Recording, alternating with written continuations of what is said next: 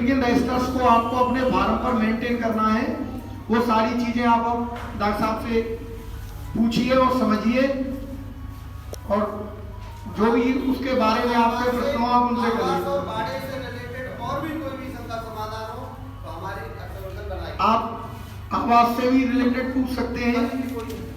आप जो फार्म अभिलेख हैं वो तो आप सारी चीजें एक को भी हम जैसे बड़े सर हमारे ऑल इन वन है, तो ये भी एक दूसरे ऑल इन वन है और इन्हीं दोनों का दारोमदार है पूरे प्रशिक्षण केंद्र में। तो आप इनसे किसी भी विषय में प्रश्न कर सकते हैं, लेकिन मैं ये चाहूंगा कि इस समय आप इनसे फार्म पर तैयार किए जाने वाले अभिलेख प्लस जर्नल प्रबंधन जो होता है वो सारी चीजें आप सुने। नाम उन्होंने अपना लिख दिया, मुझे बताने की जरूरत नहीं है।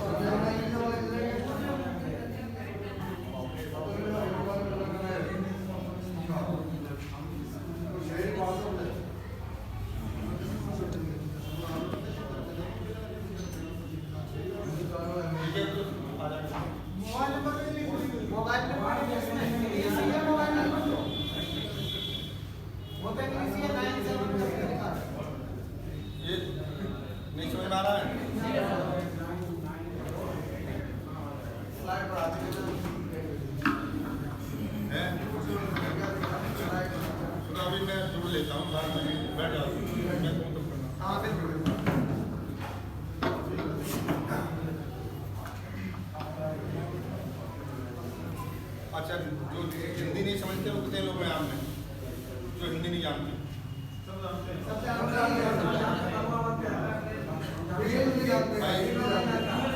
ये हिंदी को कम समझते हैं। आंध्रा वाले 3-4 आदमी मुझे मालूम है, आंध्रा में हिंदुस्तानी बोली जाती है, हिंदी और उर्दू का मिक्सचर होता है। ये हमारे प्रदेश में भी हिंदी और उर्दू का मिक्सचर है, प्योर हिंदी कोई नहीं बोलता है। दूसरा, उड़ीसा के लोग हैं, मैं समझता हूँ उड़ीसा के थोड़ी हिंदी अच्छी समझते हैं, ठीक है ना। हाँ, कुछ शब्दों का इस्तेमाल में फर्क है, बाकी जैसे पर्यावाची में फर्क है, बाकी कोई अंतर नहीं। और बाकी पंजाबी हमारे को हिंदी और पंजाबी में कोई अंतर नहीं। तो मैं आपको थोड़ा सा ये है कि फार्म की शुरुआत जब आप करते हैं तो क्या क्या चीज़ों का ध्यान रखना चाहिए, क्या क्या करना चाहिए जिससे मजदूर लड़कों को। आपको ये जो प्रशिक्षण दिया जा रहा है ये आपको डॉक्टर बनाने के लिए प्रशिक्षण नहीं दिया जा रहा है, ठीक है ना। तो आप ये कोशिश न करें कि ज़्यादा दवाइयों के बारे में या उन चीज़ों के बारे में ध्यान देने की कोई आवश्यकता नहीं है। अच्छा ये है कि आप जो प्रबंधन है, प्रबंधन के बारे में जो चीज़ बताई जाएंगी, क्या क्या ऑपरेशन हैं, उनको जो क्रियाकलाप हैं उनको विशेष रूप से आप ध्यान दें। और हम इस बात की गारंटी लेते हैं कि अगर उनको आपने ईमानदारी से निर्वाह किया है तो आपकी मृत्यु दर कम हो जाएगी, मॉर्टिलिटी कम होगी, और मॉर्टिलिटी कम होगी तो आपका फार्म अच्छा रहेगा, उसमें लाभ ज़्यादा होगा, ठीक है ना। और दूसरी बात यह है कि जो यहाँ बहुत सारी बताई जाती है, और अपने जो आपका केंद्रीय बकरी अनुसंधान संस्थान आती है वाला, उसमें जो चीज़ आपको देखेंगे वो वैज्ञानिक तरीके से तो हैं, लेकिन उसमें ऐसा है ना कि वहाँ बहुत सारे फॉरनर्स आते हैं और उसको सरकार द्वारा संचालित किया जा रहा है, मतलब गवर्नमेंट ऑफ इंडिया द्वारा। वहाँ पैसे की कोई कमी नहीं है। आप लोग जो बकरी की ट्रेनिंग लेने आए हैं, मालूम है उनके पास सीमित सुविधाएं हैं, वो इतने पैसे वाले नहीं है, ऐसा मैं सोच के चल रहा हूँ। तो या तो वो कुछ लोग ठीक ठाक है, बिजनेस कॉन्ट्रीब्यूशन कर रहे हैं, उनकी बात अलग है। बेसिकली ये व्यवसाय जो है उन लोगों के लिए है जो मार्जिनल फार्मर्स हैं, जिनके पास कम खेती है, ठीक है ना। तो वो कम खर्चे से अपना काम चलाने की यानी रोजी कमाने का धंधा खोलना चाहते हैं, ठीक है ना। तो आप लोग जो है ये कोशिश कीजिएगा उन लोगों के लिए जो भाई जो बिजनेसमैन है उनकी बात नहीं कर रहा मैं, आप जो जनरल लोग हैं वो ये सोच के चलिएगा कि हम कम से कम लागत में अधिक से अधिक फायदा लेने के लिए उन साधनों का इस्तेमाल करें जो आपके पास उपलब्ध है, ठीक है ना। आप वो बकरियों को VIP ट्रीटमेंट देने की कोशिश न करें, जो आपके पास उपलब्ध है, हम जो बता रहे हैं, थोड़ा हम क्या बता रहे हैं कि हम साइंटिफिक इंटरवेंशन की बात कर रहे हैं। थोड़ा सा जो आप काम कर रहे हैं उसको वैज्ञानिक रूप दे करके उसे सुधारा जाए, जिससे कम लागत हो और मृत्यु दर कम हो जाए। ठीक है, ये हमारा मतलब है। तो जो फार्म मैनेजमेंट है वो एक्चुअली क्या होता है कि आइडिया, विचार है, साधन आपके पास उपलब्ध है और टेक्नोलॉजी आपके पास जो उपलब्ध है, इन सब का, और लेबर जो आपके पास यानी श्रमिक जो आपके पास, श्रम आपके पास उपलब्ध है, हाँ उनको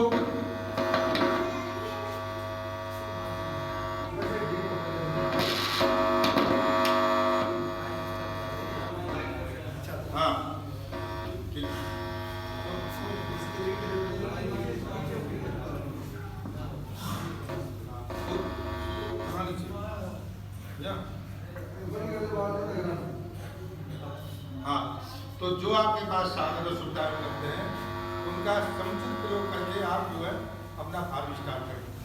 ठीक है, तो मैं शुरुआत करता हूँ कि मैंने थोड़ा बहुत लोगों ने बता दिया होगा, लेकिन मैं वहीं से करता हूँ कि सबसे पहले आपको ये आता है कि आप बकरी की नस्ल तय कर लें कि आपने कौन सी नस्ल पालनी है। उसमें ये बता दिया गया होगा आपको कि आप नस्ल को पालें जो आपको अच्छा। सबसे यही है कि आप ये न जाएं कि हमें बीटल पालनी है।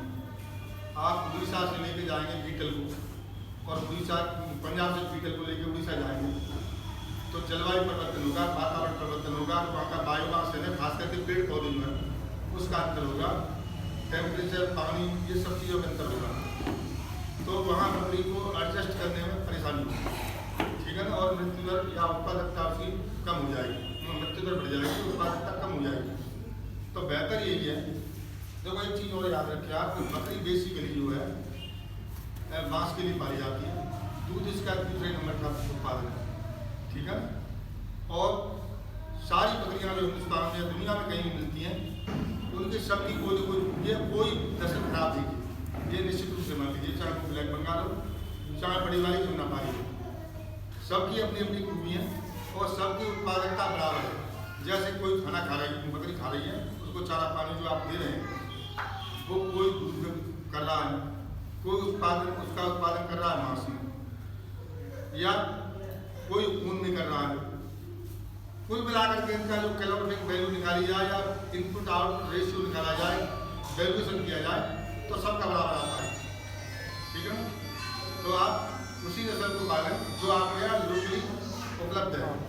लेकिन होता क्या है कि हमारे यहाँ जो लोकल नस्लें हैं वो क्रॉस ब्रीड जाता है, प्योर नस्ल नहीं है।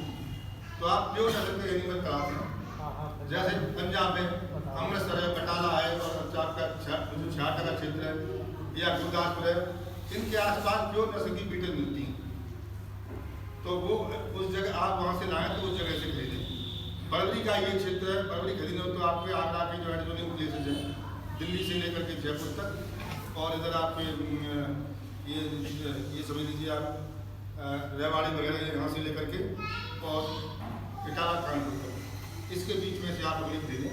फिर जहाँ हाट लगती है वहाँ अपने अप्रोच करें तो वो बात होगी। तो हम बकरी ले आते हैं खरीदते, तो सबसे पहला जो फार्म ऑपरेशन में काम आता है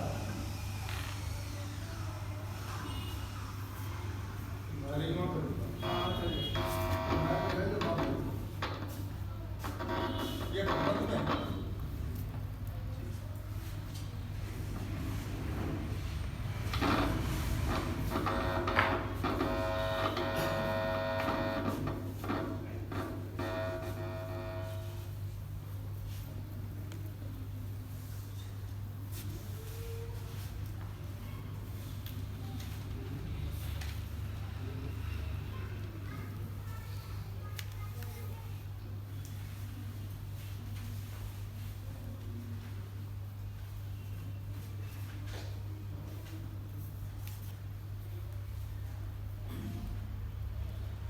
सबसे पहला काम जो है पशुओं की नंबरिंग करना है, यानी उसका आइडेंटिफिकेशन देना है। अगर नंबर नहीं आप देंगे और फार्म आपने स्टार्ट कर दिया है तो आपके पास 100 बकरी आप ले आए हैं, जंगल में चरने के लिए गई हो और वहाँ जा करके 2 बकरी गायब हो गई, तो आप गिनती तो कर लेंगे कि 98 है, 100 में से 98 आई हैं जंगल से वापस। लेकिन कौन सी बकरी गायब हुई ये आप पता नहीं कर पाएंगे, और उसका मूल्य क्या था, कितने में हमने खरीदी थी, तो वो आप लॉस का जो है मूल्यांकन नहीं कर पाएंगे। इसलिए नंबरिंग बहुत जरूरी है। दूसरा, कभी कभी ऐसा होता है कि जैसे बकरी बीमार हो गई तो आप उसको, अगर उसका नंबर या आदमी का नाम नहीं है तो मतलब कैसे पता लगाए कि ये बकरी ये बीमार हुई थी, इसको ये ट्रीटमेंट दिया था, या इसका इतना दूध हुआ था पहले जांच काल में, या इसने इतने बच्चे दिए, ये पता नहीं कर पाएंगे। तो नंबर एक बहुत जरूरी है। ठीक है साहब, एक बात। दूसरी बात है,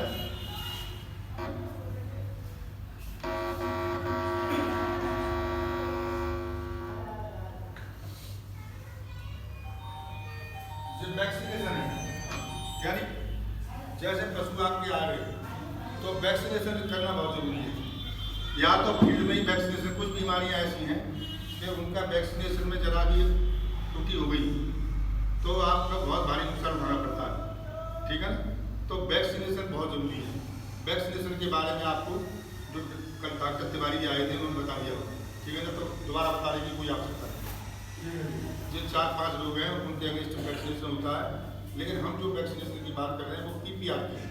PPR रोग जो है वो बहुत भयंकर रोग है, और इसमें मुंह में छाले पड़ते हैं, बुखार 1 से 5-6 तक पहुँचता है, डायरिया भी हो जाता है, जानवर मर जाते हैं। तो इसका ध्यान रखें कि जानवर खरीदते वक्त पूरा सर्वे कर लें मार्केट तक, मतलब एरिए का, कि कहीं वहाँ PPR की बीमारी तो नहीं फैल रही है। ठीक है ना, अगर PPR की बीमारी फैल रही है तो वहाँ से जानवर न लें, उस एरिया से न लें, और वन प्रोग्राम बढ़ा दें। तो ये चीज़ जरूरी है। और जानवर खरीदने में जैसे मान किसी को आपने कॉन्ट्रैक्ट दे दिया, किसी कॉन्ट्रैक्टर को कि हमें 100 जानवर खरीद दे दीजिए आप, और हमें ये घर पर पहुँचाने हैं। हाँ बोलिए।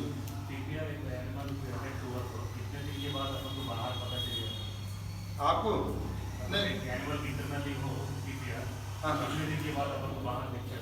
नहीं, उसके लक्षण तो 2-4 दिन में आ जाएंगे। अगर उनका इन्फेक्शन उसके अंदर है तो वो 2-4 दिन उसके इन्फेक्शन आए, और वो मालूम ही पड़ेगा जब छाले वगैरह होंगे और एनिमल डल हो जाएगा तब पता लगेगा। हाँ, वैसे आप टेम्परेचर रोज तो लेंगे नहीं, अगर रोज टेम्परेचर ले लें तो उससे आपको पता लग सकता है कि इसका टेम्परेचर बढ़ रहा है। वैसे एक पहचान इसकी खास ये है कि पशु जो बीमार होगा या बुखार में होगा वो ऑफ फीड हो जाएगा, यानी चारा नहीं खाएगा।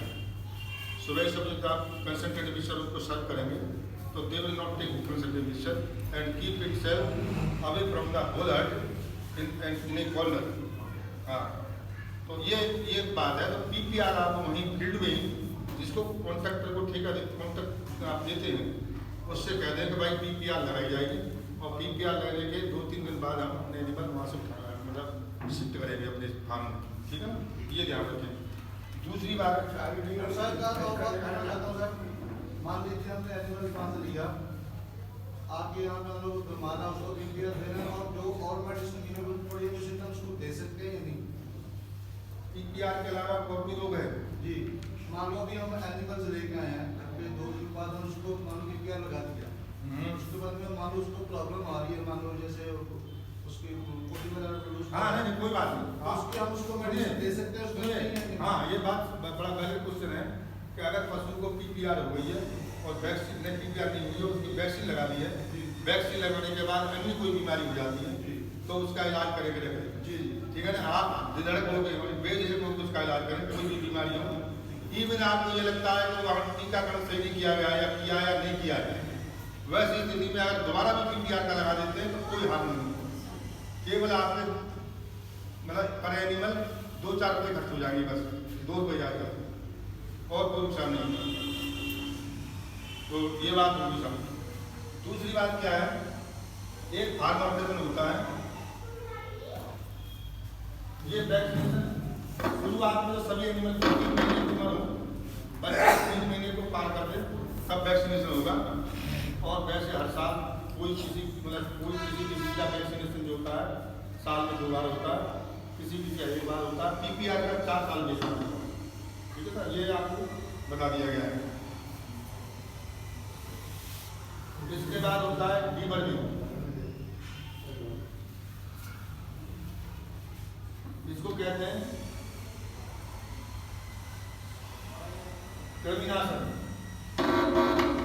हम सब पशुओं के पेट में अनेक प्रकार के कीड़े होते हैं, बहुत छोटे जो आपको तो आँख से दिखाई नहीं देते हैं, कुछ बहुत छोटे होते हैं। आँख से दिखाई देने वाले टेप बर्मन, हुक बर्मन, पण बर्मन यानी जो लीफ वर्म करते हैं, या थर्ड वर्म जो धागे की आकृति के छोटे छोटे होते हैं वो है, और राउंड वर्म, ये 4-5 तरह के होते हैं। इसका प्रकोप होने से डायरिया होता है। किसी जानवर में ये मतलब इन्हेलेशन हो गया है या उसके पेट में इस तरह के कीड़े हैं, तो सबसे पहले उनका डायरिया का ये पहचान है। उनकी डिवर्मिंग करनी होगी आपने, जो दवाइयाँ आती हैं बता दी होंगी, एल्बेंडाजोल, थायरोनडाजोल और आपकी फेल्बेंडाजोल, मैंने वगैरह ये दवाई आपको बहुत सारी बताई हुई आसान है। किसी डॉक्टर की या कोई बता रहा उसकी आप न माने, उस पर जो डायरेक्शंस लिखे गए हैं उसको पढ़ लें, उतनी मात्रा में आप दें। आपको लगता है कि थोड़ा ऐसा है ये चीज़, थोड़ी गलती होने पर बड़ा नुकसान हो सकता है, इसलिए दूसरा पढ़ाने का लड़का और बैठा लें, तो उससे दोनों मिल करके सही उसका कंसल्टेशन बनाएं। अगर सॉल्यूशन आपकी उसकी स्ट्रेंथ गड़बड़ हो गई तो नुकसान उठाना पड़ेगा। तो ये बात होगी तब डिवर्मिंग, तो कीड़ानाशक बहुत जरूरी है। ये आप बरसात से पहले, बरसात से बाद और जब भी आवश्यकता होती है तब कर सकते हैं। ठीक है साहब, कोई प्रॉब्लम? सर दोनों के टाइम दिन के टाइम पर होना चाहिए इस चीज़ में नहीं, दोनों मान लीजिए सर हम ले आए, बारिश का मौसम आने वाला है तो वैक्सीनेशन कर दिए सर, उसके बीच में सर अंतराल कितना होना चाहिए फिर डिवर्मिंग करने के लिए? दूसरी डिवर्मिंग का नहीं सर, जैसे हम अपनी बारिश के ले आए, बारिश का मौसम आने वाला है, उसका हमने वैक्सीनेशन कर दिया, फिर हमको डिवर्मिंग करना है, तो उसके बीच में एक ऑपरेशन का दूसरे ऑपरेशन से कोई लिंक नहीं है, कोई लिंक नहीं। तो ये देखिए, ये सवाल ऐसा है कि आप लोग गांव के हैं और वैसे लोग आप जनरल नॉलेज रखते हैं, तो ये आपको मौसम देखना चाहिए कि सर्दी का मौसम है और उस पर पैरासाइट जो पैरासाइट अपने दस्त वगैरह लग रहे हैं, ठीक है ना, तो आप डिवर्मिंग की बात तो ये है कि किसी भी हालत में डिवर्मिंग जो है चारा खाने के बाद नहीं करनी चाहिए, खाली पेट डिवर्मिंग होगी।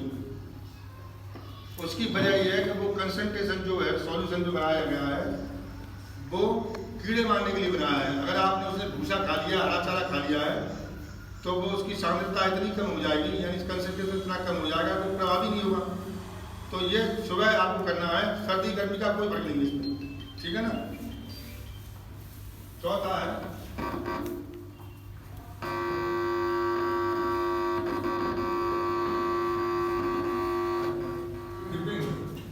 ये दवा स्नान की, ये कुछ दवाइयाँ होती हैं, उनको आपने पानी में घोल करके, उसका सॉल्यूशन है जनरल है 0.2%, मतलब 1 लीटर में 2 ml ये दवाई घोली जाती है, उनको पिलाई मतलब उसमें घोल करके, और एक डिपिंग टैंक बना लीजिए आप, 1-2 एनिमल है तो आप बाल्टी में पानी सॉल्यूशन बना करके उसे स्नान करा सकते हैं। अगर ज़्यादा आपके पास है तो डिपिंग टैंक को वहाँ दिखाएंगे CIRG में, उस तरह से बना करके आप दवा का घोल बनाएं और एनिमल को उस पर डिप करा दें।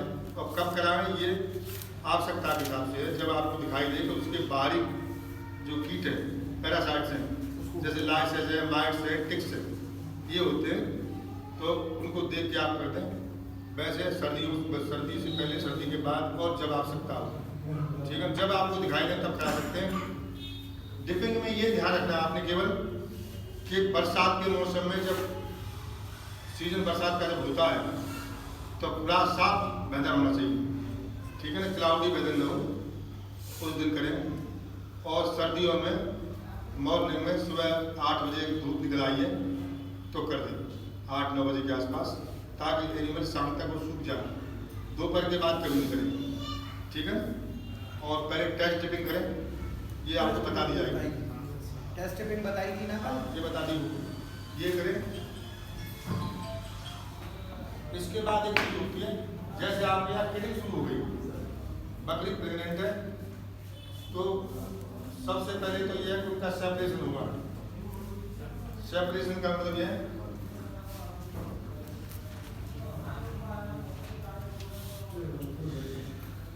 जिसे हिंदी में कहते हैं विलगीकरण, ठीक है ना। अलग फर्क है। तो सेपरेशन या आइसोलेशन भी कह सकते हैं।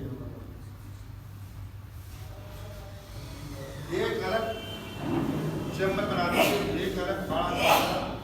उसमें क्या होगा कि जो भी जानवर बीमार होते हैं उसे मेन ब्लॉक से जो हट है आपका उसमें सम्मिलित न रखें, ठीक है ना।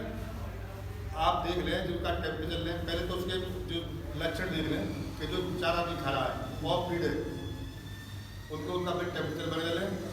और या अन्य बीमारियां हैं जो बैक्टीरियल या माइक्रोबियल बीमारियां हैं उसके हिसाब से उनको अलग करते हैं, ठीक है। या डायरिया भी हो रहा है तो एक बाड़े में उनको अलग रखें और अलग खाना खिलाई पिलाई करें, ठीक है ना साहब। ये हो गया। इससे क्या होता है तो उसका ठीक से ट्रीटमेंट कर सकते हैं। दूसरा एक बीमार है उनसे भीड़ में उनके साथ में हेल्दी एनिमल है, तो हेल्दी एनिमल जो बीमार है वह कमजोर है उनका हमला करते हैं, उनको खाने नहीं देते। अगर ऐसा आप करेंगे तो वो ठीक से खा भी सकते हैं, ठीक है सर, और इलाज ठीक हो सकता है।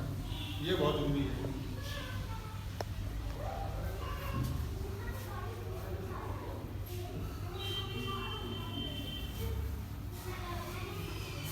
इसके अलावा होगा ये हो गया। अगर आप एनिमल प्रेग्नेंट लेके आए हैं, याद रखिए कि 3 महीने से ज़्यादा के मतलब एडवांस प्रेगनेंसी 3 महीने से ज़्यादा क्यों ना हो, उसका जो प्रेगनेंसी हो गई है वो 3 महीने से अंदर ही हो। उससे ज़्यादा की हो तो अगर जैसे यहाँ से दिल्ली ले जा रहे हैं तो ले जाइए आप, और नियर बाई पंजाब तक आप जैसे नियर बाई है तो आप ले जा सकते हैं। और आप यह कहें कि आप नॉर्थ ईस्ट में यहाँ से जानवर ले जाएं और जानवर 3 महीने से ज़्यादा प्रेगनेंट है, ये गलत, ठीक है ना। ऐसा नहीं करिएगा। जानवर 3 महीने से कम के जानवर तो ले जा सकते हैं, ठीक है ना। तो इसमें जैसे प्रेगनेंट एनिमल लेके आए आप, मान लो यहाँ से दिल्ली ले जाना है तो आप भले ही 15-20 दिन रह गए ले जा सकते हैं। तो ले गए आप, उसको क्या करेंगे बाड़े के अंदर रखेंगे और वो जैसे सेट बताया कैसे बनाने बच्चे के लिए वो कर लेंगे आप। तो उसमें क्या होगा तो बच्चे मतलब बकरी के बच्चे दिए तो बच्चे देने के बाद में एक ऑपरेशन होता है।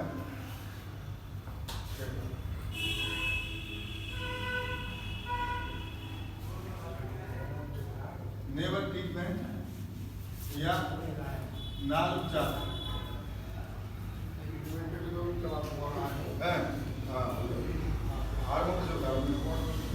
तो ये जो है नाल उपचार होता है।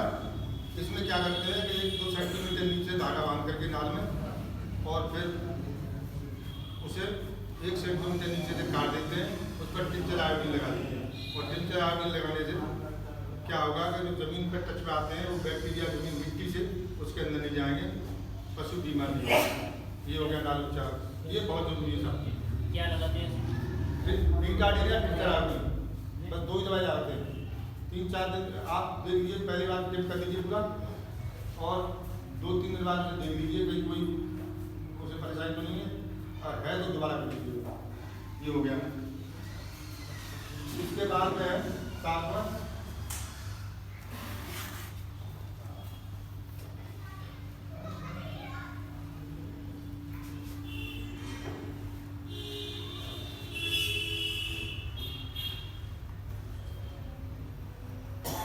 खीस मिलाना, ठीक है। खीस उसको कहते हैं जो कोई भी मादा, स्तनधारी मादा, जो स्तनधारी दूध देने वाली मादा जो पहला दूध निकाल देती है, जो गाढ़ा पीले रंग का होता है, उसे खीस कहते हैं, ठीक है साहब। ये खीस में एक बीटा ग्लोबुलिन नाम का पदार्थ होता है, प्रोटीन का एक अंश है, वो होता है। और ये बच्चे में पहुंच करके जब एंटीबॉडी बनाता है जो रोगों को रोकती है। तो ये जो है खीस पिलाना बहुत जरूरी है। और ये मतलब जाने के बाद करीब 8 घंटे के अंदर पिला देना चाहिए। ये हो गया।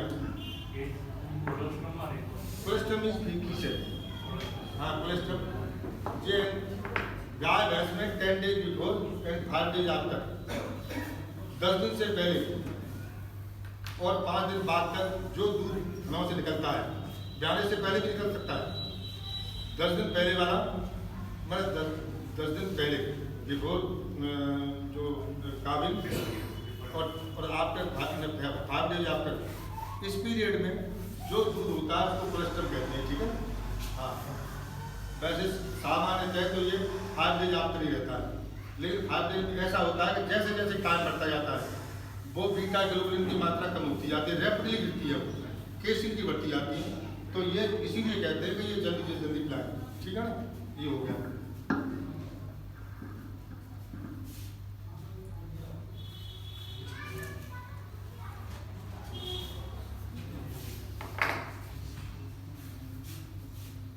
ये एक सॉइल ट्रीटमेंट है,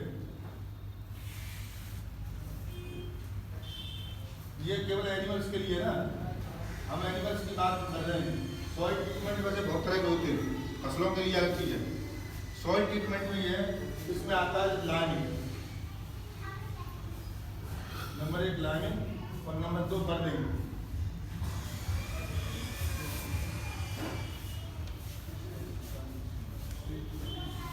ये सॉइल ट्रीटमेंट को आप ये कह सकते हैं डिसइंफेक्टेशन ऑफ सॉइल, यानी बकरियों में, पशुओं में या आदमी भी बहुत सारे लोग ऐसे हैं जो जमीन से मिलते हैं, उसके जीवाणु, कीटाणु, विषाणु, रोगाणु होते हैं, वो मिट्टी में रहते हैं और उनको जब भी मौका मिलता है, पशु का नाल जो है जमीन के कॉन्टेक्ट में जब आता है या चारे के द्वारा धूल मिट्टी जब उसके पेट में जाती है तो वो उसके साथ में जो वो कीटाणु चले जाते हैं और वो जाकर के रोग उत्पन्न करते हैं। तो इसका उपचार बहुत जरूरी है। इसका उपचार कैसे हो? बकरी के बाड़े के लिए उपचार क्या करते हैं?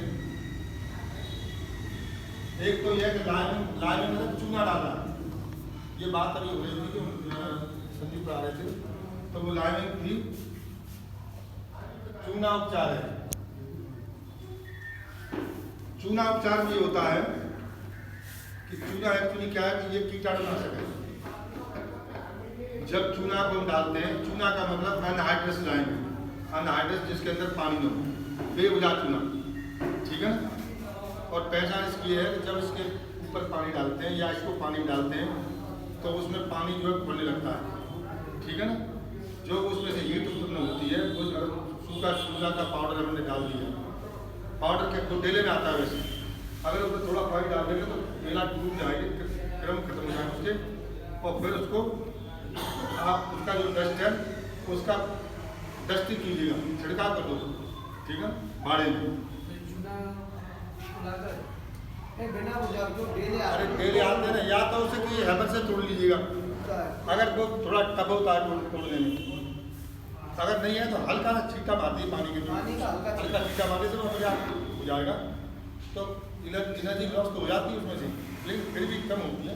तो आप फिर उसको ज़मीन में छिड़कें, तो ज़मीन में मॉइस्चर जो होता है, मिट्टी के मॉइस्चर से वो उसमें मतलब हार्डनेस होने लगता है, पानी उसमें मिलेगा तो वो एनर्जी छोड़ेगा, मतलब ऊष्मा गर्मी, उस गर्मी से कीटाणु खत्म हो जाते हैं, चाहे वो बैक्टीरिया हो, चाहे वायरस हो, चाहे कोई जो एक तो परजीवी, यानी जो आपके लाइस्टिक्स माइट वगैरह ने जो अंडे वगैरह दे दिया या उनके कीट जो है ज़मीन के अंदर हैं या दीवार के साथ हैं, वो सब मर जाएंगे।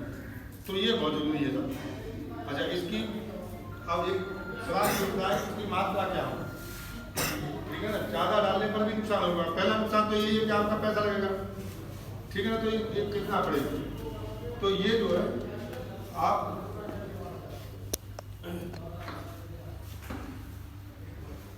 ये 1 kg से लेके 2 kg पर 100 स्क्वायर फीट ये आप कर सकते हैं। 1 से 2 kg, जहाँ जमीन ज़्यादा वैसी रहती है, नम ज़्यादा है, तो वहाँ 2 kg पर 100 10/10 एरिया है, उसमें कर दीजिएगा, ठीक है ना। और जहाँ जमीन कम है, जमीन सूखी रहती है, तो वहाँ करें। एग्जाम के देता हूँ, गर्मियों में आपको जो इसमें आधे किलो से कम की जरूरत है, और हफ्ते में आप 2 दिन कर दीजिए कोई काम नहीं, बल्कि 1 दिन कर दीजिए कोई काम नहीं। लेकिन सर्दियों में और बरसात में ये आपको फ्रीक्वेंटली करनी पड़ेगी, 3 से 4 दिन करनी पड़ेगी। और उसकी मात्रा ये रखें, ये बात लाइनिंग होती है तो उसमें पानी में की लाइनिंग होती है, नहीं सॉरी इसमें बर्निंग रहेगी। बर्निंग क्या चीज़ है? बर्निंग ये है कि जला करके भी हम उसके कीट खत्म कर सकते हैं। जमीन में जो रोगाणु विषाणु या ऑर्गेनिक मैटर है वो जो है उसको खत्म करने का तरीका यह है कि उसमें पुआल वगैरह पेट्रोल होती है या भूसा है या और कोई जो बर्निंग मटेरियल है वो आप उसमें डाल दीजिएगा। या ये होते हैं ना जैसे ये आपके जो बर्नर जो उसके गर्म करती है उससे फ्लेम निकलती है उसमें, उससे लेकर के आप ऐसे करते जाइए पूरी जमीन को थोड़ा लिया हीटअप कर दीजिए तो उसमें माइक्रो जो है मर जाएंगे। माइक्रो जो है एक खास बात यह है कि जमीन खुद भी ऑटोमेटिकली ये एक तरह का है, मतलब जो पैरासाइट है।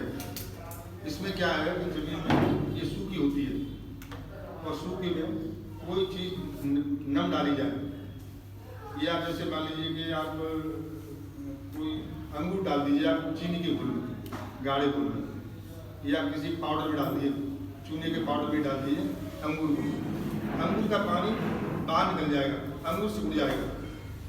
इसी तरह से जो बैक्टीरिया अमीबा या जो आपके अन्य जो लोग फैलाने वाली चीज़ हैं मिट्टी में अगर पड़े रह गए वो तो मिट्टी उसमें से रस एब्जॉर्ब करती है, उनके अंदर पानी की कमी हो जाती है, पानी की कमी से डिहाइड्रेशन होकर के वो मर जाती है। ठीक है, तो लेकिन नमी रहने पर ये नहीं मरती, तो नमी दूर करनी है आप, तो बर्निंग से आप कर सकते हैं। ये बता रहा था पानी जो आपका जो उसमें होता है जो भगवान बनाने के लिए वो आप कैसे भी तैयार करें, चाहे तो उसमें नाम मैंगस वगैरह होती है उसमें पानी रखें या किसी और कंटेनर में जैसे आपके पास भगोने वगैरह होते हैं प्लास्टिक के आते हैं उनमें रखें, लेकिन वो ठीक नहीं है, उसमें थोड़ा क्या कहते हैं उसको कंटेमिनेशन होता है। उससे बचने के लिए आप ये बताया था इन्होंने जो मेंजर टाइप का बना हुआ है, ये अमूमन हम रखते हैं 10 by 12 into 2 into 1 12 into 2 into 1 ये रखते हैं और 1 फीट ये फीट है इसका। बल्कि आपके पास पानी की सुविधा है तो आप 6 मतलब 0.1 भी कर सकते हैं, मतलब 0.5 उसकी डेप्थ गहराई आधा फुट भी कर सकते हैं, क्योंकि पानी आपने पिलाना है और निकाल देना है। ठीक है ना, लेकिन कभी कभी ऐसी स्थिति होती है पानी की शॉर्टेज होती है तो 1-2 दिन पानी को मेंटेन करना पड़ता है। तो उसमें क्या करेंगे आप, उसमें कुछ माइक्रोब्स भी हो सकते हैं और कुछ जो आपके वर्म्स भी हो सकते हैं, उनको वर्म्स को मारने के लिए उसको लाइमिंग करते हैं।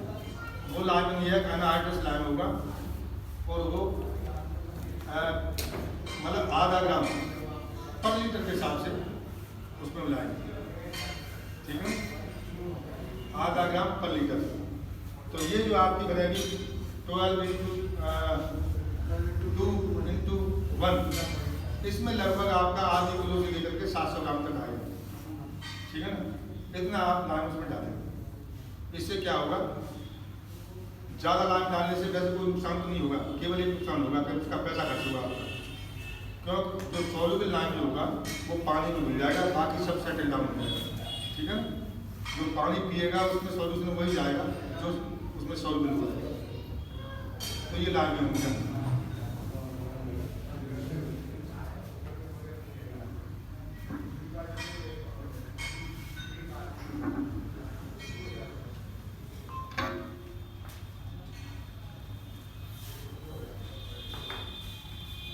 हीट डिटेक्शन के बारे में आपको बता दिया होगा, नंबरिंग बता दिया होगा कि किस किस तरह डालते हैं, सिल्वर नाइट्रेट वगैरह पड़ता है या परमानेंट के लिए आप कानों में ट्रैक्टर चला देते हो, है ये नहीं होता है। नंबरिंग में शुरू किया था उसे है आगे की क्लासेस में आ रहे हो नंबर आप बता दो। हाँ, नंबरिंग में ये था कि हम जो तरीके तो बहुत सारे हैं, ये नोचिंग भी है, टैगिंग भी है, गले में टैग पड़ता वो भी है, लेकिन जो सबसे बेस्ट मेथड है वो है ये टैटूइंग का। ठीक है ना, टैटूइंग जो मेरे ख्याल में इंडिया में सब जगह होती है, हमारे यहाँ से लिलारी जो होते हैं, लीला बिंदु वाले मशीन से जो लिखते हैं, मशीन से लिखते टैटू जो करते हैं, टैटू बनाते हैं टैटू तो बनाते हैं। आजकल टैटू का बहुत रिवाज चल रहा है विदेशों में। तो वो टैटू वाली मशीन आती है, कहीं मेले वेले लगते हैं गांव के हाट वगैरह में लोग आते हैं वो, और वो 15 पैसे 20 पैसे ऐसे, या जैसे एक जो लेटर लिखना या वर्ड लिखना है, नहीं वर्ड जो अल्फाबेट लिखना है, उसके 5-10 पैसे लेंगे। इस हिसाब से वो करते हैं। तो वो नंबरिंग डालिए, तो नंबरिंग का क्या होता है कि वो कान पे नंबर डालेंगे उसका। तो कान पे एक्चुअली क्या करते हैं कि एक कान जो है उसमें अंदर वाले का जो इनर मतलब जो कहते हैं नहीं, उसकी कहेंगे हम वेंट्रल सरफेस। वेंट्रल सरफेस जैसे जो डॉर्सल सरफेस है, जो वेंट्रल सरफेस है, तो वेंट्रल सरफेस पे वो नंबर डालेंगे। जैसे हम पर्टिकुलर बकरी का नंबर 312 है, तो 312 उस पर डाल देंगे। साइज का ध्यान रखेंगे, प्रॉपर साइज हो, ज़्यादा बड़ा नहीं ज़्यादा छोटा नहीं, तो क्लैरिटी भी हो, ठीक है, कन्फ्यूजन न हो। और हमेशा नंबर जो है आप जो हिंदी का या जो हिंदुस्तानी का रोमन स्वरूप जो मैंने अभी नंबर लिखे थे, अपने टेलीफोन नंबर लिखा था, उसी में दें। ये कॉमन है आपके लिए, हिंदी में भी है और अंग्रेजी में है, जो रोमन नंबर से, ठीक है। तो इसमें लिखें। लेकिन इसमें समस्या एक आती है कि कान का नंबर पड़ गया, आपके साइड में 100 एनिमल हैं और आप हार में नहीं रहे वहाँ, तो आप कैसा पता करेंगे कि फलाना एनिमल लंगड़ा क्यों रहा? कैसे कहेंगे आप? अंदर वाला है उसके ग्रेजर जो उसके अंदर है, आप बाहर हैं, दूर से आप कैसे बताएंगे कि वो फलाना एनिमल जो है लंगड़ा है या उसमें कोई घाव हो रहा है? इसके लिए क्या करते हैं कि उसकी बॉडी पे नंबर डालते हैं। बॉडी पे नंबर डालने के लिए सिल्वर नाइट्रेट नाम का केमिकल आता है, या जो हेयर डाई होती है ना, उनका भी इस्तेमाल आप कर सकते हैं। इसकी लाइफ 2 महीने तक वो उसका लेटर जो है उसके बगल में बॉडी पे होगा, जिसे बैरल कहते हैं। बैरल के लेफ्ट राइट साइड में आप डालेंगे। तो एक साइड चुन लीजिए आप, जैसे बकरी का लेफ्ट में आ चुके हैं, उधर आपने नंबर लिख दिया। उसका साइज होगा 3 इंच 3 इंच उसकी ऊंचाई हो, मतलब हाइट, और 3 इंच की मतलब विड्थ हो। इतना नंबर डालेंगे। और वो आप सॉल्यूशन बनाने के लिए ध्यान रखें कि पहले थोड़ा डाल के देख लीजिए, फिर थोड़ा डॉट लगाइए व्हाइट पेपर वगैरह पर, या बकरी पे लगा के देख लीजिए। अगर उसका कम रहता है, लाइट रहता है, थोड़ा और डार्क कर लीजिए, तो ये आप कर सकते हैं। तो ये हो गया। इसके बाद ये आती है कि एनिमल आपका बच्चा पैदा हुए,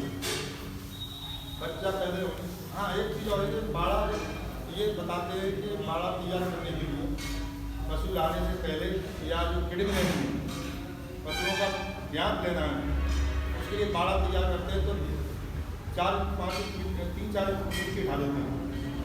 मिट्टी उठा करके वो किसी खेत में डाल दीजिएगा, क्योंकि वो फर्टाइल मिट्टी होती है।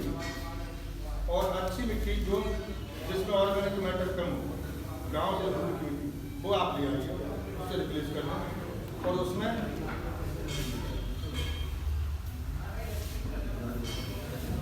सामान्यतः मैंने बताया था आपको 1 से 2 kg पर 100 स्क्वायर फीट बताया था, 100 मीटर लाने के लिए बताया था मैंने। इसमें आप 8 किलो के बजाय 1 से लेकर 1.5 kg, यानी 1 से 1.5 kg इतने में उसमें मिट्टी में मिला के उसकी मिक्सिंग कर दें, ठीक है।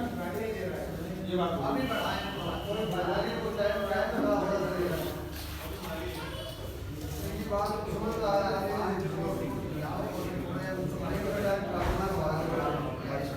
अच्छा। इसके बाद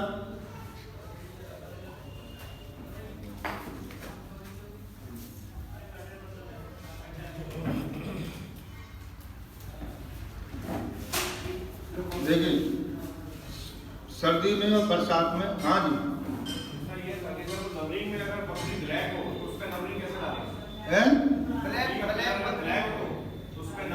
देखिए कार में टेट्रोइन से जो नंबर पड़ता है वो डाई वो होती है, इंक होती है। और इंक जो होती है वो बीटो इंक नाम की होती है। बीटो ब्रांड होता है उसका। बीटो इंक जो है वो वेरियस कलर में आती है। अगर काली बकरी बीटल है तो व्हाइट का इस्तेमाल कर सकते हैं आप, येलो का इस्तेमाल कर सकते हैं। हाँ, इनके वेरियस कलर होते हैं, उसके अकॉर्डिंग लिटरिंग सिस्टम ये है कि आप बेडिंग जो पशुओं को नमी से बचाने के लिए बरसात में और सर्दियों में पेशाब या यूरिनेशन जो करते हैं तो वो जो जमीन गीली हो जाती है, इससे बचाने के लिए आपको पिरौली वगैरह जो धान का पुआल होता है वो नीचे बिछाना होगा या बेस्ट भूसा बिछाना होगा, तो इसको बेडिंग कहते हैं। ये बहुत ज़रूरी है सर्दी और बरसात में। और नए बच्चे जो हैं उनको कम से कम 2 महीने तक वो जमीन के टच में नहीं आनी चाहिए। अगर नमी ज़्यादा होगी तो उसमें क्या है कि अमोनिया का ज़्यादा प्रोडक्शन हो जाएगा और उससे निमोनिया वगैरह की बीमारी फैल सकती है। ठीक है ना? इसके बाद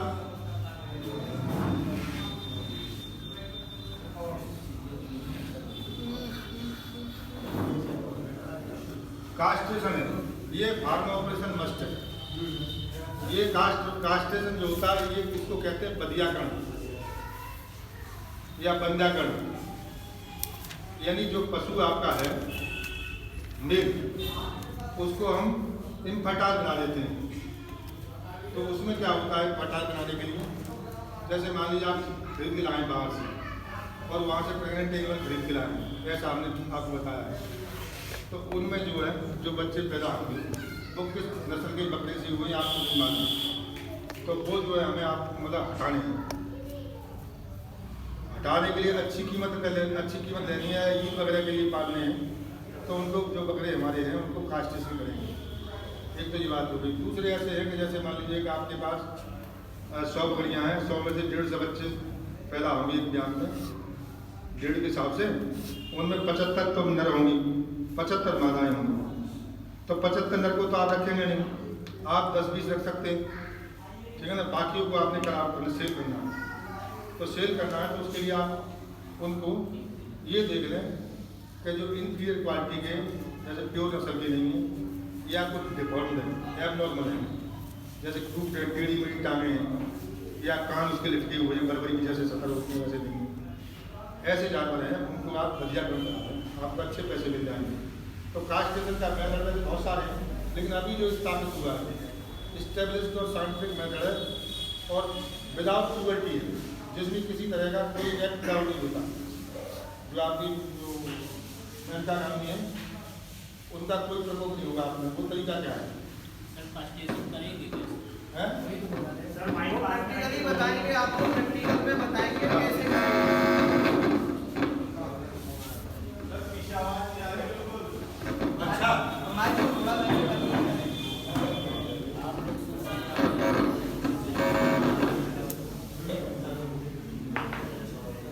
तो बदियाकरण में क्या क्या होता है वो जो बताएंगे, ये बड़ी जो कास्ट्रेटर होता है मशीन होती है।